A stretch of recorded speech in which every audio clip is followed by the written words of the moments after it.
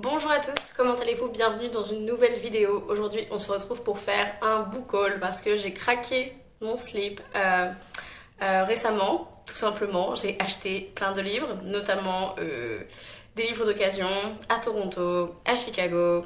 Voilà, parce que je suis partie en vacances à Chicago et Toronto et j'ai craqué mon slip. J'adore cette expression, je sais que c'est une expression très peu chic et élégante, mais si vous me connaissez, vous savez que je ne suis pas quelqu'un de très chic et élégant. Voilà, le glamour et moi, c'est pas ça, hein. Donc, j'adore cette expression, je vais la mettre dans le titre d'ailleurs. Et sans plus attendre, parlons des livres que j'ai acquis ce dernier mois, plus ou moins. Oui, voilà, ce dernier mois. Et j'ai été payée fin septembre. Et donc, j'ai pas pu m'empêcher d'aller faire un petit tour à la librairie d'occasion de Worcester. Et j'en suis ressortie avec 3 livres, dont 2 classiques. Si vous ne le savez pas, je crois que je l'avais dit dans un vlog, mais avec mes collègues, on regarde Gossip Girl, parce qu'elles n'ont jamais vu Gossip Girl.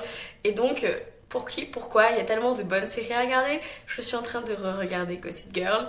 Et alors j'ai repassé cet épisode où il joue sur scène Le temps de l'innocence de Edith Wharton et ça m'a donné envie de relire The Age of Innocence. Et je l'avais lu il y a 5 ou 6 ans au moins et j'aime beaucoup l'écriture de Edith Wharton, j'aime beaucoup ce qu'elle fait.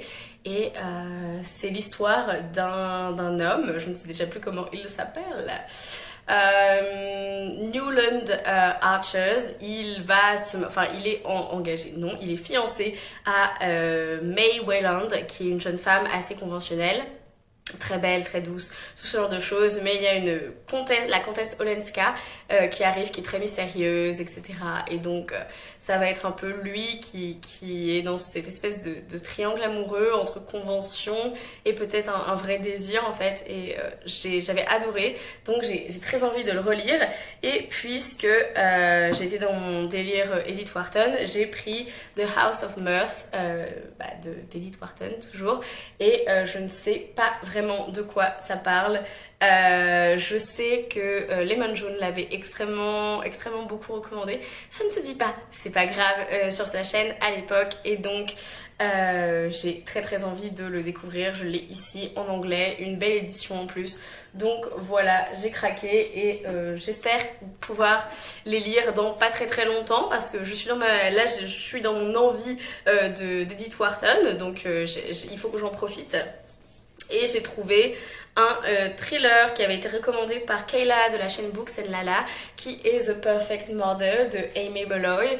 Et je ne sais absolument pas de quoi ça parle, je sais juste que du coup ça va être toujours dans cette espèce une espèce d'intrigue et d'atmosphère avec une petite ville américaine et un club, je crois, de mères, en fait de mamans, qui ont des enfants de plus ou moins du même âge. Et je pense qu'un des enfants va disparaître en fait, ou va être tué. Et voilà, je suis pas encore très sûre de savoir si les thrillers domestiques c'est mon truc en fait.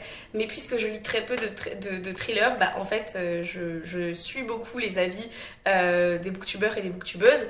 Et donc voilà, ça faisait longtemps qu'il me faisait de l'œil et je l'ai trouvé au lieu de 28$ à 8$. Donc j'ai fait ok, d'accord, voilà, je vais lui donner une chance. Et puisque c'est bientôt, c'est bientôt novembre. Je crois qu'il y a le Black November, donc peut-être si j'ai suffisamment à lire, je pourrais faire le Black November. Donc on verra bien ce que ça donne.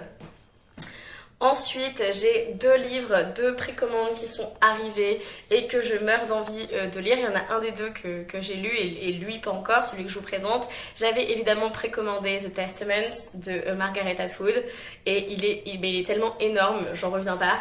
Et Margaret Atwood vient de gagner le Man Booker Prize. Hier, je crois, ou avant-hier. Donc j'ai encore plus envie de lire The Testaments, évidemment, puisque j'adore La Servante écarlate. Et du coup, il est sorti aussi en français, Les Testaments, voilà. Mais ça se passe 10 ans après La Servante écarlate et on va suivre une femme qui est à Gilead et une femme qui est au Canada. Donc voilà, c'est pour ça, la femme au Canada, la femme à Gilead. Et j'ai vraiment très envie de le lire, mais là du coup je suis dans la semaine du Spookathon, donc j'espère pouvoir le lire juste après. Et alors, Vous ne m'avez pas vu, mais bah non, évidemment vous ne m'avez pas vu, mais en fait il est arrivé seulement ce midi alors que je l'avais précommandé depuis très très longtemps. Mais c'est la magnifique édition de Wayward Son de Rainbow Rowell et je l'avais prise en édition signée et donc c'est voilà, elle est effectivement signée par Rainbow Rowell. Et alors on a cette magnifique couverture, mais alors en dessous c'est les motifs du costume de base de la couverture en fait. Et alors ce genre de détails j'adore tellement. J'ai déjà lu Wayward Son, d'ailleurs vous verrez bientôt sur ma chaîne mon avis la semaine prochaine normalement, parce que je vais filmer cette vidéo juste après. Mais Wayward Son, en essayant de ne pas trop vous spoiler Carry On, bah, c'est la suite de Carry On, qui était l'histoire de Simon Snow, qui est l'élu, et il y a aussi Baz, qui est son coloc, et qui est un vampire, et c'est une espèce de fanfiction de Harry, en fait, de Baz, qui avait été écrit par Kath dans Fangirl, en gros, pour vous situer un peu le contexte. Et en fait, là, c'est en gros, bah... ça y est, c'est fini. Enfin, la grande histoire est finie. Ça s'est résolu dans Carry On. Et maintenant, qu'est-ce que les personnages font en fait? Qu'est-ce qui leur arrive? Qu'est-ce qui arrive à l'élu quand l'histoire se termine et quand il n'y a plus besoin de lui en fait? Et j'en dirai plus dans dans ma review, mais j'ai tellement adoré Wayward Son et pour moi pour moi c'était vraiment un très bon second tome puisque apparemment ça va être une trilogie, donc j'étais là genre oui. J'ai adoré Carry On, j'ai adoré Wayward Son, donc j'ai pas du tout été déçue. Voilà, ma review bientôt sur vos écrans, mais je l'ai, je l'ai avec moi. Et alors, ensuite, j'ai craqué au Canada. Je sais pas pourquoi je dis au Canada, mais au Canada. Et j'ai acheté tout ceci parce que, si vous ne le savez pas, les dollars canadiens, pour 60 dollars canadiens, ça donne 45 dollars US par exemple, et genre 35 euros. En gros, 38 euros je crois. Donc... ça vaut le coup d'acheter des choses au Canada quand on vient des US comme moi. Et donc j'ai craqué parce qu'à Chicago je me disais non mais tout est trop cher, enfin je voyais les livres et j'étais 30 dollars le livre mais c'est tellement cher, blablabla. Mais alors arrivé à Toronto, bah, j'ai juste craqué mon slip, voilà. Je suis allée dans une librairie qui est une librairie d'occasion mais aussi de livres neufs et j'aime bien le fait d'avoir les deux. Ça s'appelle BMV Books et il y en a plusieurs dans Toronto. Je sais pas si c'est une enseigne qui est seulement à Toronto ou dans tout le Canada, je ne sais pas. J'ai tenté cette librairie d'occasion et j'ai trouvé pas mal de trucs. J'ai trouvé pour très peu cher White Sargasso Sea de Jean Rice, que je n'ai toujours pas lu et c'est honteux quoi, parce que c'est c'est une sorte de réécriture de Jane Eyre du point de vue de Bertha Mason, qui est la première femme de Rochester. Donc Bertha a quand même une place dans Jane Eyre, mais là c'est vraiment son histoire et c'est un livre post-colonial. Et j'avais très très envie de le lire depuis très longtemps et donc je l'ai enfin ici. J'ai racheté les poèmes de Emily Dickinson parce que j'avais trop envie de relire les poèmes d'Emily Dickinson. J'ai le même exemplaire en France, mais c'est pas grave parce que je l'ai payé pour 2 dollars, je crois 2 dollars canadiens, donc c'est strictement rien. Et je le laisserai ici pour la prochaine personne qui viendra. Et voilà, j'aime toujours autant Emily Dickinson et j'avais envie de relire sa poésie. Donc c'est pour ça que je l'ai racheté.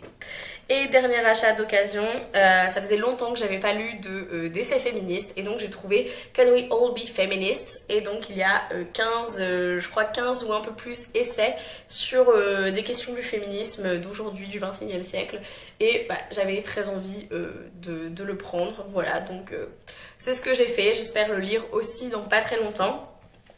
Et là, 2 livres neufs.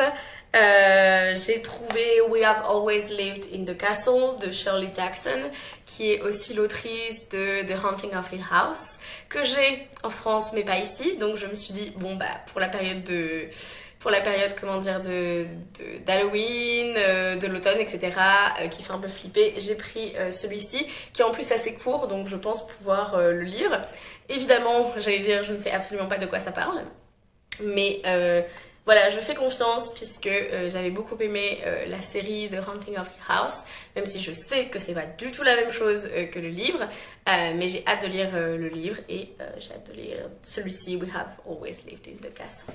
Et j'ai acheté aussi sur les conseils de Justine de la chaîne Red Blue Moon, Anno Dracula de Kim Newman.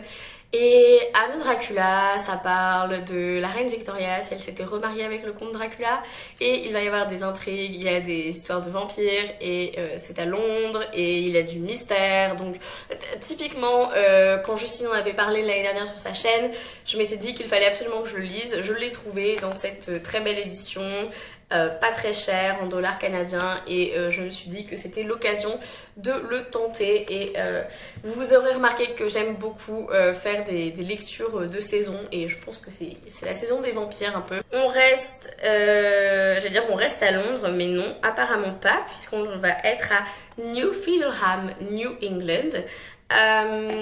J'ai vu Marion pendant mes vacances à Toronto, Marion de la chaîne Entre les Lignes, et elle m'a filé ce livre qui est Jacobite de William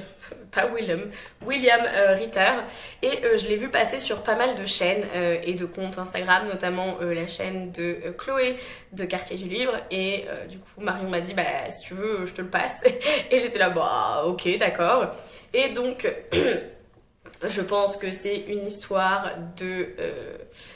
d'enquête, de mystère dans une ville que je pensais être Londres et qui finalement n'est pas Londres, c'est pas grave. Mais voilà, 1892, fin 19e siècle, c'est mon moment. Et bon, Marion a pas trouvé ça ouf. Chloé par contre a bien aimé. Donc on verra où je me positionne, mais voilà, je dis jamais non. Quand on me file des livres comme ça, je suis là bah oui, pourquoi pas, vas-y, dis-moi, donne-moi tout, hein, ça me va. Et les deux derniers livres que j'ai à vous présenter, c'était mon gros craquage parce que je les ai achetés en hardback, pas d'occasion. J'ai acheté deux nouvelles parutions qui me tentaient absolument et que je veux absolument lire. On a The Crazier de Kim Liggett.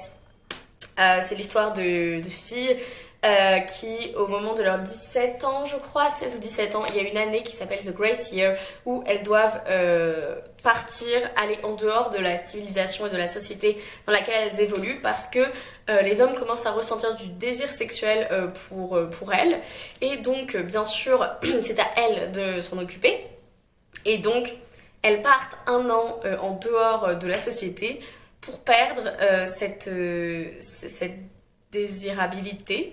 Ça se dit comme ça? La fille ne sait plus parler en français. Heureusement qu'elle est aux États-Unis pour enseigner le français.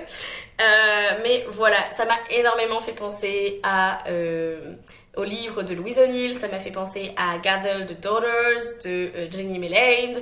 Ça m'a fait penser à énormément d'espèces de dystopies féministes qu'on voit ces derniers temps. Et bien sûr, j'ai craqué parce que je suis un mouton. Et aussi Elise du compte A Book and a Cup en a parlé sur Instagram, et le fait de le voir passer, j'étais déjà intéressée par le livre, mais le fait de le voir passer, j'étais là, il me le faut, donc je l'ai. Et le dernier livre que j'ai à vous présenter, c'est pas trop tôt, ce boucolet est long, c'est bien sûr... Vous devriez essayer de deviner dans les commentaires quel est le dernier livre que je vais vous présenter qui est sorti le 8 octobre. Allez-y, mettez vos commentaires, mettez vos propositions avant que je vous le montre. Mais c'est bien évidemment Ninth House de Leigh Bardugo. Parce que je suis un mouton, et parce qu'il était pas cher chez Indigo au Canada. Je sais qu'il fait pas du tout l'unanimité, mais il me fait énormément penser à The Secret History de Donna Tartt. J'ai l'impression qu'il va y avoir des vibes de The Secret History, puisque c'est l'histoire de Alex, je crois, qui va infiltrer les sociétés secrètes de Yale. Et ouais, j'ai hyper envie de le lire, bien sûr, et regarder cette magnifique couverture. Donc j'espère pouvoir le lire. Je suis pas sûre d'avoir le temps de le lire d'ici la fin du mois d'octobre, mais ce serait bien pour novembre. Et voilà, c'est tout pour cette vidéo. Merci de l'avoir regardée. Dites-moi dans les commentaires s'il y a des livres que je vous ai présentés qui vous tentent aussi, s'il y a des nouvelles parutions que vous avez achetées au courant du mois de septembre, octobre.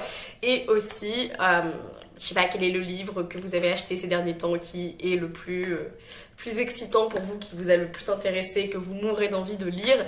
Dites-moi tout ça dans les commentaires. Et en attendant une prochaine vidéo, lisez bien, amusez-vous avec vos lectures et bisous.